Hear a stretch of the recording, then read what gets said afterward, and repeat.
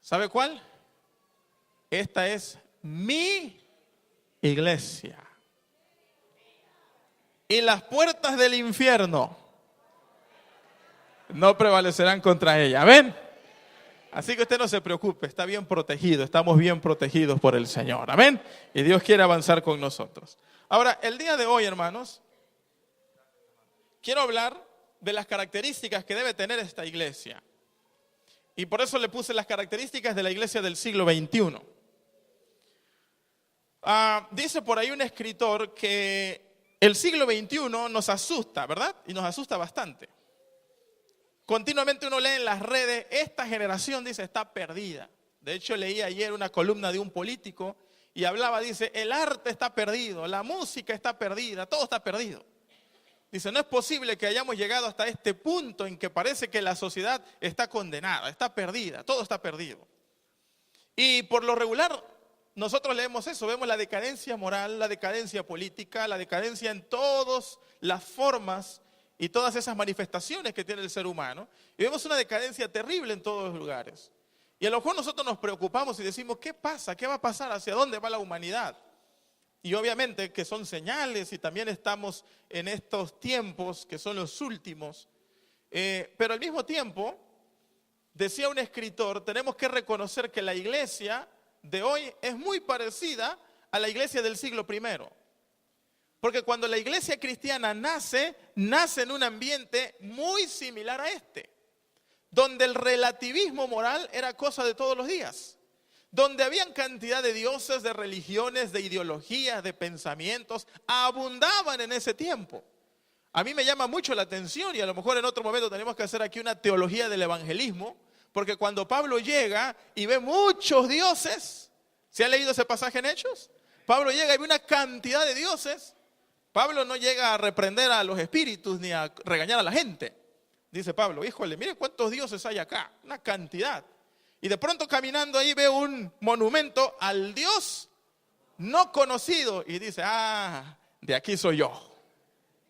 Y entonces, como ese monumento estaba ahí, siempre era un misterio, Pablo dice, a ver, señores, veo que ustedes son muy religiosos. Qué bien. Pero aquí hay un monumento al Dios no conocido. De ese Dios les vengo yo a hablar. Y obviamente eso dio una curiosidad tremenda y la gente dijo, a ver, queremos saber de ese Dios. Y ahí va Pablo. Así que estos retos que tenemos hoy como iglesia, hermanos, tenemos también que verlos como una oportunidad. Jesús los dijo, los campos están listos, están blancos para la siega. Y la iglesia de hoy, lejos de ponerse a la defensiva, tiene que leer los tiempos y entender que hoy tenemos una oportunidad enorme de dar a conocer el nombre del Señor como nunca antes quizá. Amén. Porque nunca ha habido tanta hambre de Dios, nunca como hoy ha habido tanta necesidad de Dios, nunca como antes la gente está abierta más al mundo espiritual. Hoy es el tiempo de la iglesia. Amén. Y vamos a marcar época en el nombre del Señor. Quiero que vaya conmigo a Hechos 2:42, por favor.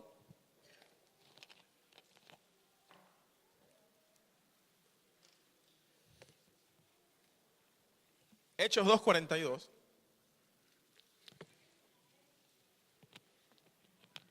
Y aquí hay algunas características de la iglesia del siglo I y que creo que son las características que debe tener la iglesia del siglo XXI. ¿Ya estamos ahí? A mí me gusta que leamos todos juntos, porque la Biblia debe leerse en comunidad. Amén. ¿Estamos listos? Dice la palabra del Señor. Y perseveraban en la doctrina. A ver, me están dejando acá solo, ¿no? Otra vez. Y perseveraban en la doctrina de los apóstoles, en la comunión unos con otros, en el partimiento del pan y en las oraciones. ¿Otra vez? Y perseveraban en la doctrina de los apóstoles, en la comunión unos con otros, en el partimiento del pan y en las oraciones. El día de hoy, hermanos, vamos a hablar de priorizar la visión. ¿Y qué es lo que significa ser iglesia en el siglo XXI? Aquí quiero centrarme en esto. ¿Qué significa ser iglesia hoy? ¿Cómo debemos ser iglesia hoy? Porque hay muchas formas de entender la iglesia. Probablemente cada domingo usted le dice a su familia, ya niños o hijos, vamos a la iglesia. Y entonces vamos, estamos un momento, escuchamos un sermón, regresamos y en la semana visitamos 2 o 3 veces el mismo edificio. Y entonces caemos y decimos estamos o somos parte de la iglesia. Hay otros que proponen que la iglesia no debe estar adentro, que debe estar afuera. Y entonces tenemos varias corrientes de pensamiento acerca de lo que significa ser iglesia. ¿Y qué es iglesia? Y créanme, hermanos, que hay montones de libros que se han escrito sobre qué es la iglesia y cómo debemos ser iglesia. Por eso es que estoy tomando este pasaje y voy a ir rápido para poder avanzar y poder cubrir los puntos que traigo acá. Porque hay algunos ingredientes que debe tener la iglesia de este siglo. Son ingredientes con los que la iglesia se constituyó. Son ingredientes con los que la iglesia nació y que no se deben perder. Ayer hablábamos de nosotros, ayer hablábamos del miedo, ayer hablábamos del desánimo, ayer hablábamos de la autosuficiencia. Pero hoy quiero hablar de la comunidad, de todos nosotros como iglesia. Y que estos ingredientes, por favor, no los perdamos. Porque si los perdemos en el camino, porque si dejamos de tenerlos a lo largo de los años, entonces, hermanos, corremos el riesgo de ya no ser iglesia. Y podemos constituirnos o convertirnos en un club social, en un grupo de personas que se reúnen y la pasan bien, de un grupo de personas que conviven y tienen ideas afines, pero eso no es ser iglesia. Y entonces, este proyecto de Dios puede terminar siendo un proyecto humano y puede quedar reducido solamente a reuniones donde la pasamos bien. Por eso, estos ingredientes son centrales cuando hablamos de lo que significa ser iglesia en el siglo XXI. Y déjeme decirle que mientras escribía esto, a lo mejor no sea muy cómodo lo que voy a decir hoy, discúlpenme, pero tenemos que ser honestos con la palabra y si queremos ser una iglesia relevante en el siglo XXI, tenemos también que tener en cuenta esto, por favor. ¿Saben? Hay una de las amenazas más grandes que tenemos el día de hoy como iglesia. Y voy a decir esto abiertamente porque estamos en una convención de la Iglesia de Dios. Pero una de las amenazas más grandes es el movimiento musulmán. Probablemente hace unos 10 o 15 años, cuando usted escuchaba la palabra musulmán, se imaginaba ya una gente que vive al otro lado del mundo, allá lejos. ¿Quién sabe quiénes son? Que creen en un Dios, no sé. Sin embargo, la religión musulmana actualmente se pronostica para ser una de las religiones más grandes del mundo, superando al cristianismo. Y es un desafío. Es un desafío que tenemos por delante. Ni se diga de la estrategia misionera que ha lanzado el hinduismo. El hinduismo ha lanzado una estrategia misionera increíble, de tal forma que hoy en Occidente y en América Latina hay gente practicando el hinduismo y ni cuenta se da. ¿Ok? Porque el hinduismo no ha vendido su forma de pensar o su doctrina como una doctrina religiosa, sino como una filosofía de vida. Y a través de eso ha incursionado en los medios de comunicación, se ha abierto espacios en todos los sectores y a través de ahí está influyendo en su forma de pensar, en lo que es la energía, en lo que es el universo y varias formas de concebir la realidad. Así que no la tenemos fácil. El mundo se complica. Aquí está mi esposa. En Ecuador me llama la atención algo en la ciudad de Ambato. Y lo he usado en varios ejemplos. Nuestras ciudades en América Latina, nuestros pueblos y nuestras ciudades están configurados bajo ese esquema de la, se me fue la palabra, de la conquista española, ¿no? De la época española. Entonces tenemos el parque, el municipio y la iglesia católica. Pero usted va a Ambato y va a encontrar eso, pero en lugar de eso, de la iglesia cristiana, va a encontrar una mezquita. Y cada vez hay más gente haciéndose musulmán. Entonces la pregunta es, ¿hacia dónde vamos? ¿Qué vamos a hacer nosotros? ¿Qué tenemos que afirmarnos? Porque yo creo, hermanos, que esto que el Señor nos ha dado, la revelación que el Señor nos ha transmitido, es lo que puede cambiar el mundo. ¿Amén? Pero miren bien, vamos a Hechos, por favor. Dice Hechos que cuando la iglesia nace y viene el Espíritu Santo sobre ellos, esta iglesia se reúnen como grupos muy pequeños. pero desarrollan, hermanos, algunas características que son gigantes, que son poderosas. Y vamos a la primera. Dice el texto, y perseveraban, ¿en qué? Otra vez, y perseveraban en la doctrina de los apóstoles. ¿Sabe qué significa eso? Una de las características del siglo I y una de las características de la iglesia del siglo XXI es que tenemos que ser una iglesia con teología. Dígalo conmigo, una iglesia con teología. Este pasaje se traduce así, y perseveraban en la enseñanza de los apóstoles. ¿Saben, hermanos? Uno de los grandes problemas que tenemos hoy y que estamos observando es que en el futuro podemos llegar a ser una iglesia sin identidad teológica. Cada vez esto se configura más. Cada vez perdemos más identidad teológica. Cada vez sabemos menos quiénes somos y qué es lo que creemos. Y esto es peligroso. No podemos hacer frente a los desafíos del siglo XXI si no tenemos una identidad teológica, si no sabemos quiénes somos. ¿Sabe usted que somos una iglesia pentecostal? ¿Y qué significa ser pentecostales? Así que lo curioso es de este pasaje que nos dice, y perseveraban en la doctrina de Jesús. ¿Sí ve que dice eso? ¿Que no dice eso, perdón? Perseveraban en la doctrina ¿de quién? De los apóstoles, en la enseñanza de los apóstoles. No tener una identidad, hermanos, nos puede llevar a diluirnos en este mundo con tantas corrientes de pensamiento. Yo le llamo hoy que hoy el cristianismo vive una identidad de licuadora, siguiendo la idea de Zárraco. ¿Saben?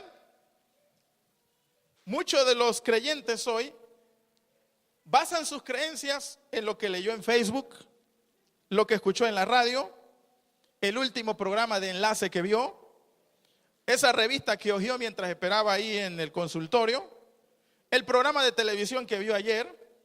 Todo eso lo mete en una licuadora, lo licúa y eso es lo que cree.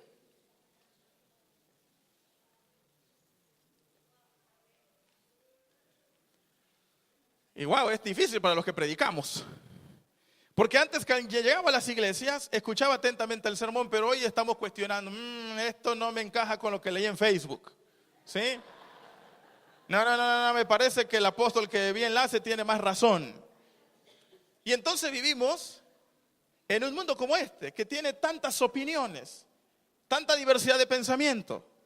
¿Se acuerda lo que decía el día de ayer? Los que no estuvieron, lo voy a mencionar. Antes nos peleábamos en la iglesia con el miembro, con el pastor, y nos queríamos salir y decíamos, híjole, pero acá están los testigos, los adventistas y los católicos. No tengo muchas opciones, ni modo, me quedo aquí. Pero hoy tenemos una cantidad, una diversidad. Y entonces a veces no sabemos qué es lo que creemos y no sabemos qué es lo que somos. Por eso nunca la iglesia cristiana nació en el vacío teológico, en el vacío doctrinal. Las iglesias nunca se fundaron solamente en la emoción. Ya habían recibido el poder del Espíritu Santo, los había empoderado para la misión, pero ahora se sientan a los pies de los apóstoles y decir, ¿qué somos nosotros? ¿Qué es lo que Cristo dijo? ¿Hacia dónde vamos? Por eso, hermanos, la iglesia del siglo XXI tiene que ser una iglesia de identidad teológica. Pero esa identidad teológica surge de nuestro contacto con las Escrituras. Preocupa en este siglo XXI que tenemos un analfabetismo bíblico terrible, como nunca antes. Los que crecimos en la iglesia, ¿se acuerdan de las lluvias de texto? Oiga, eso sabíamos cuándo empezaban, pero no sabíamos cuándo iba a terminar. Estábamos en el culto y decían, jóvenes, lluvia de textos. Sí, híjole, ya nos fuimos aquí. Porque eran textos tras textos, tras textos, tras textos. Y más se llevaba muerte súbita y hasta que se le acababa el último texto al último sobreviviente nos íbamos. Y eso era tremendo. Con tristeza hoy estamos ante el analfabetismo bíblico. Nunca voy a olvidar aquella clase en el Instituto Bíblico cuando estudié, y el profesor estaba hablando de Saúl y David, el drama de Saúl y David. De pronto uno de mis compañeros me toca por atrás y me dice, oye, le digo, ¿qué? ¿Quién es David? Le dije, ¿estás hablando en serio? Sí, ¿quién es David? Le dije, ¿cómo te explico toda la historia bíblica en 10 segundos y que no nos corra el profesor de aquí a los dos? Yo me quedé perplejo. Pero es un reflejo, hermanos, de lo que estamos viviendo hoy. Hay un analfabetismo bíblico que recorre a las nuevas generaciones. Y el siglo XXI, hermanos, no podemos enfrentarlo desconociendo la palabra de Dios. No podemos. Porque yo creo que la palabra de Dios es poder. Y que solamente en el contacto con el texto la palabra de Dios se hace viva. Las palabras de Dios cobran forma, cobran intención y transforma la vida del creyente.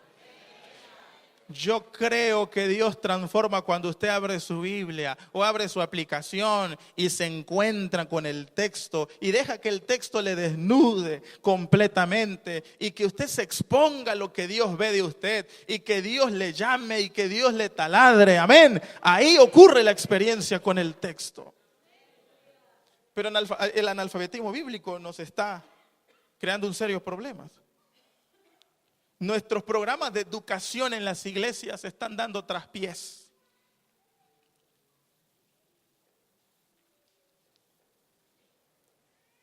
Ya nadie va a decir amén, perdón, a lo mejor me equivoqué. Lea primera carta de Pedro, capítulo 3, versículo 15. Ese pasaje a mí me gusta muchísimo.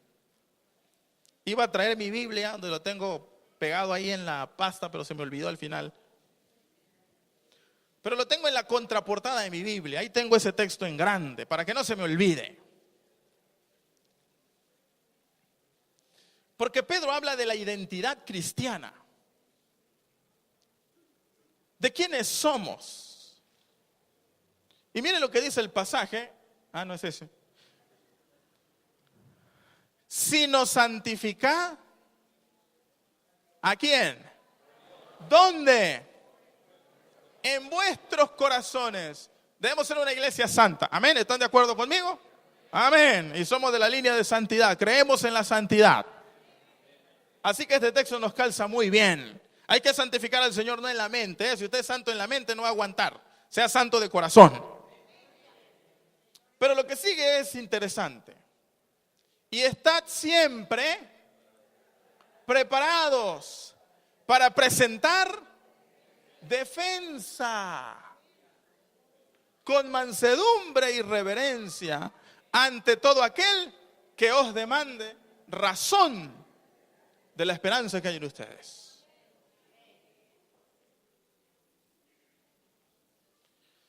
Lo he dicho en varias ocasiones, me preocupan las nuevas generaciones cuando van a la universidad o en la preparatoria o en la secundaria, ya ni siquiera llegan a la universidad. Y se exponen a una serie de ataques ideológicos, formas de pensar contrarias. ¿Sabe por qué? ¿Por qué me preocupa? Porque a veces las nuevas generaciones no están capacitados para hacer frente a esas corrientes. Tener los argumentos suficientes, estar preparados, como dice Pedro. Por eso, hermanos, una de las R's que planteó la iglesia hace algunos años atrás era reeducar a la iglesia. Era poder recuperar nuestros espacios de educación. Era poder darle el valor que tiene la educación, estimados hermanos. Porque si nosotros nos detenemos a estudiar seriamente la palabra, entonces, hermanos, podemos saber quiénes somos en Dios. Podemos pararnos firmes en este tiempo. Podemos decir nosotros somos la iglesia de Dios por esto y por esto. Somos pentecostales por esto. Y podemos decirlo con toda claridad, amén, y con la frente en alto de saber quiénes somos. Por eso dice, y perseveraban en la doctrina de los apóstoles. Debemos ser una iglesia con teología.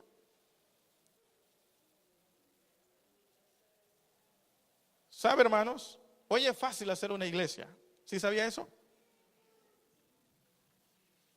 Consigan un local, apréndase un sermón bonito y jale gente.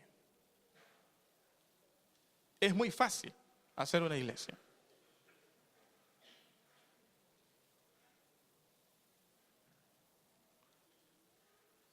Pero qué difícil, hermanos, es ser parte de la iglesia de Jesucristo. Porque la iglesia de Jesucristo está fundamentada en sus enseñanzas, en lo que Él dijo, en lo que Él planteó en el poder del Espíritu. Vamos rápido. Segunda característica. Dice entonces que perseveraban en la doctrina de los apóstoles.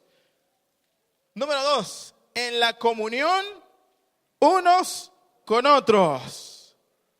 Mire el que está al lado y dígame si lo ama. Bueno, si es su esposa, bueno, también quién sabe, ¿no? No. Mira el que está al lado, el que está atrás. Aquí vemos caras muy desconocidas. ¿Ya lo vio? Salúdelo. A ver, saluda al que está atrás. A lo mejor no lo saludó. Al que está atrás de usted.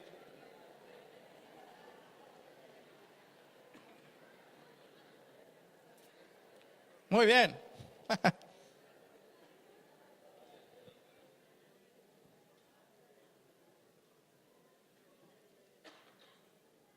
Eso, sonríele. Mira, ya están todos sonriendo. Qué bonito. El presente siglo, hermanos, se caracteriza por dos cosas. La falta de amor y la falta de relaciones humanas. Repito, este tiempo se caracteriza por dos cosas. La falta de amor y la falta de relaciones humanas. Le explico lo primero. En la época de Jesús había pobres, había gente que no tenía dinero, sí había. Había mucha gente, de hecho, que vivía en condiciones de pobreza terrible, que batallaban para comer. ¿Saben cuál era lo curioso en esa época? Que la gente no moría por hambre, a menos que era una guerra. Pero en la sociedad, la gente que no tenía para comer no moría por hambre. Hoy, con todo el desarrollo tecnológico y económico que tenemos, mueren cientos y miles de personas por hambre cada año. ¿No les parece paradójico? Que en una época atrasada, aparentemente atrasada, cuando no había mucha tecnología y mucho desarrollo, la gente no moría de hambre. Pero hoy, con todo el desarrollo que tenemos, sí muere mucha gente de hambre. Y no solamente en África, mueren en nuestras ciudades. ¿Saben por qué? Porque una de las características de este tiempo es la falta de amor. Lo poco que nos importa el otro. Y también existe una tremenda falta de relaciones humanas. ¿Se acuerdan de cuando nos llevábamos todos los vecinos? ¿Sí se acuerda? Bueno, no sé dónde creció usted, pero recuerdo que a veces mi mamá hacía comida y dice, llévale este poquito allá a la vecina. Ahí va con la ollita. O a veces se acabaron las tortillas y dile a la vecina si no tiene una tortilla que te preste. Oiga, vecina, no tiene una tortilla que nos preste. ¿Ya? Un pedazo de cebolla. ¿Se acuerdan?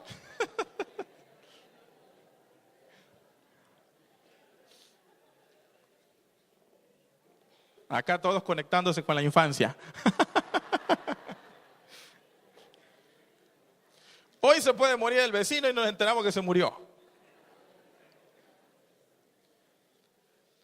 ¿Saben qué es esto? Uno de los grandes males promovidos por el posmodernismo es el individualismo. Solo importo yo. Y ese es uno de los discursos más famosos de este tiempo. Solo importo yo y yo. No me importan los demás. Solo importan mis opiniones, solo importa mi bienestar y que los demás se rasquen como puedan o le hagan como puedan. Si este espíritu se traslada a la comunión de los santos, estamos en serios problemas. Si esta forma de pensar dañina se mete a la iglesia, estamos en serios problemas. ¿Ok? ¿Saben por qué Dios creó una iglesia y una comunidad como esta?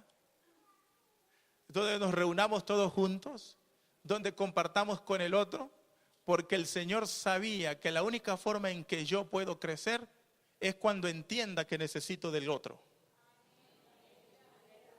Cuando yo sepa que necesito del otro y yo también soy importante para el otro, eso hace una comunidad poderosa. En el momento en que yo crea que no necesito a nadie, que yo soy así, así soy, así me voy a morir, pues bueno, que sea más pronto, ¿no? Por eso el texto es poderoso. Era una iglesia con sociología, había comunión los unos con los otros. Y no digo que la comunión es perfección, no, precisamente ahí es donde se manifiestan más nuestras imperfecciones. Ahí es cuando sale el mal carácter, ahí es cuando sale lo que me falta todavía y a lo mejor después tengo que meditar en el Señor y pedirle perdón a mi hermano. Decía mi profesor de teología, ¿quieren medir qué tan cristianos son? Pónganse a jugar fútbol. ¿Y qué razón tenía? Cuidado, hoy hay una apuesta por cristianos cibernéticos, televidentes, lejos de la comunidad, cristianos que buscan evitar problemas. ¿Para qué tener problemas? Dicen. Hay algo que la iglesia debe recuperar en este tiempo del siglo XXI y es sabernos una vez más que somos cuerpo de Cristo. Y la figura que Pablo usa en 1 Corintios capítulo 12 del cuerpo es tremenda. Habla precisamente de esa interdependencia, que no hay uno mejor que otro. No el ojo dice yo soy mejor que la oreja, y no la oreja dice yo soy mejor que el corazón. No. Todos tienen funciones diferentes y todos con sus funciones hacen un solo cuerpo, el cuerpo de Cristo. Amén. Aleluya. No importa qué grado tenga, si estudió o no importa, usted es parte del cuerpo de Cristo. Así que el cuerpo en la teología de Pablo, hermanos, es que nos necesitamos y nos pertenecemos los unos a los otros. Amén. Así que si su iglesia está peleando, dele gloria a Dios, usted va a crecer. Amén. Si tiene diferencias con el otro, glorifique al Señor, usted está aprendiendo ahí. Amén. Sí o no, casados, que con nuestra esposa aprendemos y crecemos muchísimo. Número 3. En el partimiento del pan. Dígalo conmigo. En el partimiento del pan. Una iglesia con liturgia. Mira, hermanos, necesitamos afirmar en el siglo XXI el significado de la liturgia. Cuando hablo de liturgia, me refiero a esas reuniones de carácter espiritual donde adoramos, donde cantamos, donde hacemos ciertas expresiones que nos conectan con Dios. Lo interesante aquí, usted dice, bueno, ¿y qué tiene que ver el partimiento del pan con la liturgia? Déjeme explicarle. En la iglesia primitiva, los cultos o las reuniones cristianas giraban solo en torno a una cosa: la cena del Señor. Eran iglesias pequeñas, no había nada más, y solamente se reunían para comer la cena del Señor y cantaban. Pero ¿sabe qué nos dice este pasaje? Que la liturgia, hermanos, debe tener siempre un enfoque cristológico. El enfoque cristológico de la liturgia no debe perderse de vista. Cristo, escúcheme bien, en toda liturgia Cristo es el inicio, es el centro y es el fin. No somos nosotros el centro de la liturgia. Ninguno de nosotros es el objeto de la liturgia. Independientemente con todo el humanismo que a veces se propone, no debemos de perder de vista, hermanos, que el corazón de la adoración es Dios mismo. ¿Dónde está mi hijo? No está aquí. Tengo un hijo de 8 años que no quiere ir a la iglesia a veces. Y le digo, ¿por qué no quieres ir? Y me dice, es que no es divertido. Probablemente usted no esté de acuerdo conmigo y lo respeto. Somos comunión.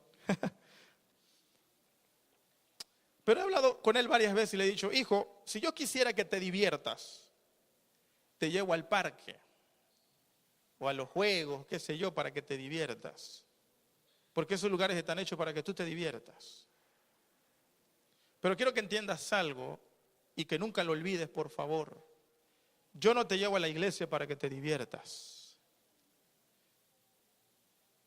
Porque diversiones hay muchas y puedes encontrar y mejores.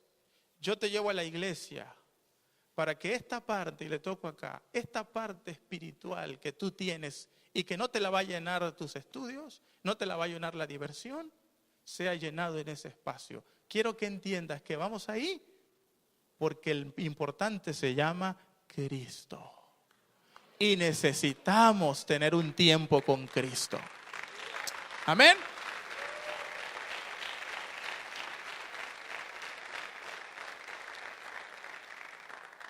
Yo no quiero que la liturgia sea entretenida y sea bonita. Yo quiero que Cristo esté presente en cada culto del siglo XXI. Porque si Cristo es el centro, si Cristo es el Rey, si adoramos a Cristo, Cristo se manifiesta, amén. Donde se le adora, Él se mueve, Él se hace presente, Él se manifiesta. Aleluya. Se me está yendo el tiempo, déjeme ir rápido. Y número 4, en las oraciones. Así termina el texto. Y perseveraban entonces en la doctrina de los apóstoles, en la comunión unos con otros, en el partimiento del pan y en las oraciones. Y con esto voy a cerrar. La iglesia del siglo XXI, hermanos, que quiere impactar en este tiempo, debe ser una iglesia con espiritualidad. Dígalo conmigo. Una iglesia con espiritualidad. Eso es tremendo. Eso es tremendo.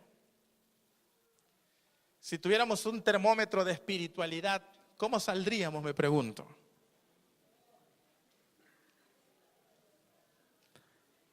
A lo mejor la barra se va hasta arriba y cae. ¿Cómo está el termómetro de la espiritualidad de la iglesia del siglo XXI? ¿Saben, estimados hermanos? El mundo cada vez vive más ataduras internas. ¿Se ha dado cuenta de eso? Somos libres externamente. Cada vez tenemos más libertades externas.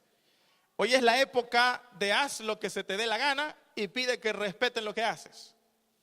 Y entonces, aparentemente, el mundo vive en una enorme libertad para hacer lo que quiere, para decir lo que quiere. Entra a las redes sociales y usted va a encontrar gente diciendo lo que se le atraviese.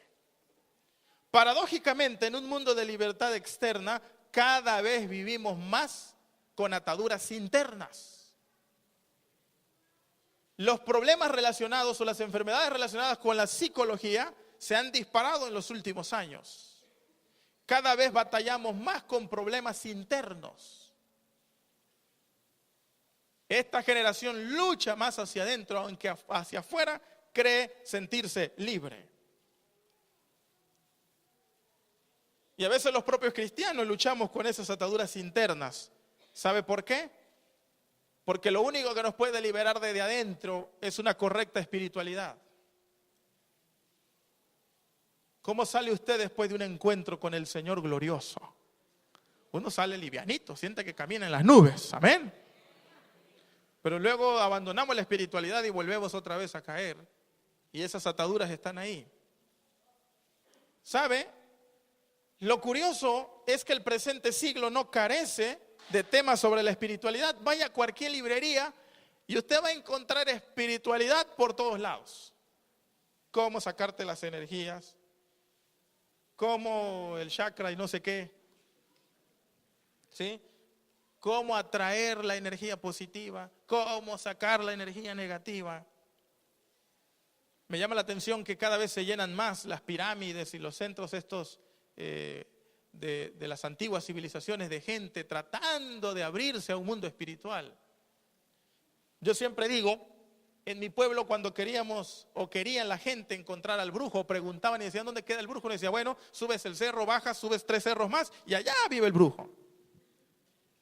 Hoy no. Hoy están en la televisión abiertamente, proponen, llaman, etcétera, están en todos lados. Y se ha presentado como algo normal. Porque hay tanta necesidad de espiritualidad. Y saben, hermanos, una incorrecta espiritualidad surge cuando no nos tomamos a Jesús en serio, como dice Nola. ¿Me escuchó? Una incorrecta espiritualidad surge cuando no nos tomamos a Jesús en serio. Y por lo regular estamos llenos de excusas. No soy un santo. Es que estoy en el proceso. No hay justo ni aun un uno. No. Perfecto solo Dios. Estoy en el proceso. Hace 40 años.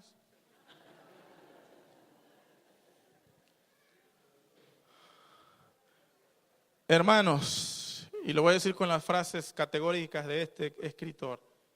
Si la iglesia del siglo XXI quiere ser relevante, tiene que tomarse a Jesús en serio. Muy en serio. No como un cliché. Tiene que tomarse a Jesús en serio. Y nos los vamos a tomar en serio cuando sepamos lo mucho que Él significa para nosotros. Y que aprendamos, hermanos, a no enfrentarnos el día a día sin haber pasado tiempo con nuestro Dios y a vivir una comunión continua con Dios. Yo quiero que entendamos algo. La espiritualidad no es un programa. ¿Amén? La espiritualidad no es un programa. No quiero que entienda eso, por favor, como espiritualidad. La espiritualidad es una continua búsqueda de Dios en el día a día, una necesidad. Me encanta lo que dice el salmista, así como el ciervo brama por las corrientes de las aguas. ¿Sabe cuál es la figura ahí? Cuando el ciervo tiene sed y no encuentra agua, empieza a bramar desesperado. Llora, grita porque no encuentra agua para beber. Y el salmista dice, así clama por ti, oh Dios, el alma mía. Un cristianismo del siglo XXI que clame como el ciervo buscando la presencia de Dios. Que viva sediento de Dios cada día, hermanos. Se estará tomando a Jesús en serio en este tiempo. Amén. Aleluya.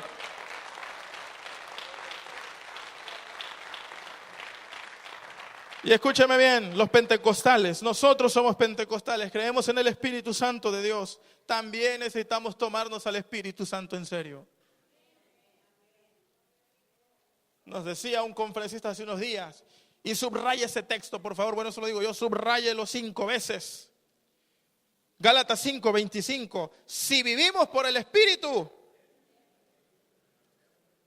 andemos también por el Espíritu. Amén. Si somos pentecostales, vivamos por el Espíritu. Dejemos que el Espíritu nos guíe. Dejemos que el Espíritu nos dirija. Dejemos que el Espíritu nos tome. Dejemos que el Espíritu sea todo en nosotros. Amén. Por eso dice Pablo, si vivimos por el Espíritu, entonces también caminemos, vivamos, andemos, movámonos por el Espíritu. Amén. Necesitamos seguir escuchando la voz del Espíritu Santo en este tiempo. Necesitamos agudizar los oídos, que el Espíritu Santo nos diga todavía lo que tenemos que hacer, hacia dónde tenemos que movernos. Todavía necesitamos que el Espíritu nos hable a nuestro corazón. Necesitamos que creyentes digan, el Espíritu Santo me dijo esto. Necesitamos que los predicadores digan, el Espíritu Santo me dijo eso. Así que, estimados hermanos, no solo aprendamos a hablar el lenguaje del Espíritu, aprendamos también a vivir la vida del Espíritu. ¿Estaremos escuchando la voz del Espíritu hoy? Una iglesia con teología, una iglesia con sociología, que ame la comunidad por sobre todas las cosas. Una iglesia con liturgia, que recupere el centro de Cristo en la liturgia. Y una iglesia con espiritualidad será una iglesia poderosa en este tiempo.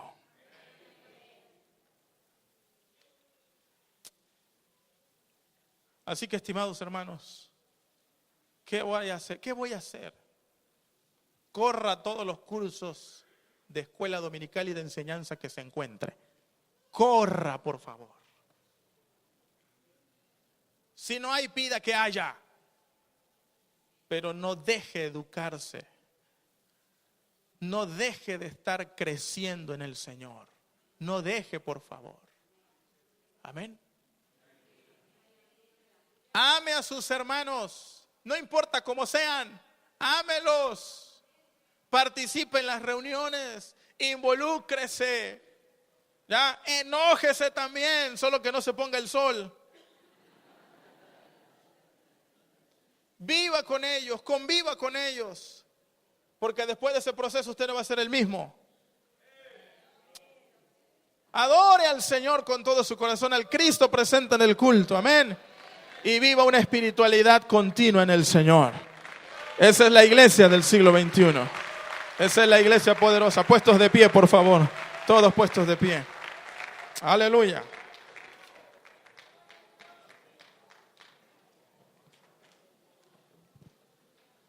Aleluya. Damos gracias al Señor.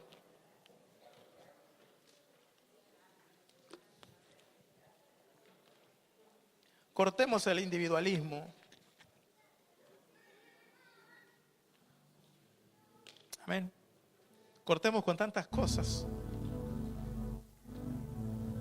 de las que nos quiere absorber. Este último texto. Pablo dice en Romanos capítulo 12: os ruego por las misericordias de Dios que presentéis vuestros cuerpos en sacrificio vivo, santo y agradable a Dios, que es vuestro culto racional. Ayer decía que la adoración tampoco es un momento. Nosotros somos la adoración en todo lo que hacemos. Y es lo que Pablo dice. Pero el versículo 2 dice: no os conforméis a este siglo.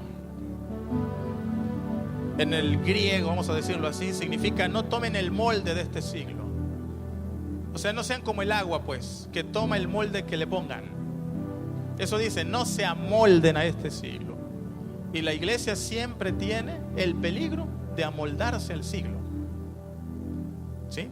No se conformen, no se amolden a este siglo, sino déjense renovar vuestro entendimiento, sino sean renovados para que ustedes conozcan cuál es la buena voluntad de Dios, agradable y perfecta.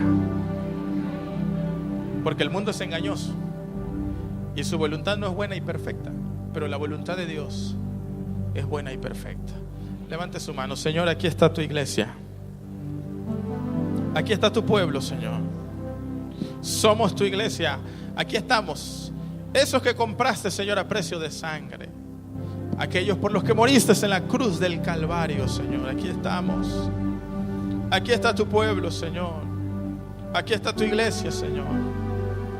Aquí está tu iglesia, Señor. Amado Dios, este mundo cada vez es más difícil, pero queremos verlo como una oportunidad. No queremos quejarnos y pasárnosnos quejando por las cosas que este mundo tiene y por la forma que este mundo vive. Ahora vamos a verlo como una oportunidad de dar a conocer tu nombre, Señor. Ahora vamos a verlo como la mejor oportunidad de mostrarte como el Señor, como el único. Y aquí vamos, Señor. Solamente que en ese paso hacia allá donde nos dirige, Señor, permite que afirmemos esos valores sobre los que tú, Señor, fundaste tu iglesia. Una iglesia con teología, una iglesia con sociología, una iglesia con liturgia, una iglesia con espiritualidad. Vamos hacia allá, Señor, porque hay mucho que hacer todavía. Hay muchas almas que necesitan conocerte, Señor. Hay un mundo que todavía está perdido y que cada vez se pierde más. Y todavía nosotros creemos que tú eres la única respuesta. Todavía nosotros creemos que no hay otro camino hacia el Padre, solamente a través de Cristo. y queremos llevarlo allá, Señor. Queremos darte a conocer, que todos los pueblos te conozcan, que esta sociedad te conozca con todo su relativismo, con todo su humanismo, Señor, con todo su individualismo. Que te conozcan a ti, Señor, el único Dios verdadero, que quiere salvarlo de todas esas mentiras y hacer de ellos un pueblo único, un pueblo santo, Señor, que te ama, que persevera, Señor, y que vive la vida en ti. Gracias te damos en esta tarde. Muchas gracias, Señor. Amén y amén. Gracias te damos, Señor. Hermanos, un placer. Dios les bendiga y Dios les use. Amén. El lugar con nuestro hermano.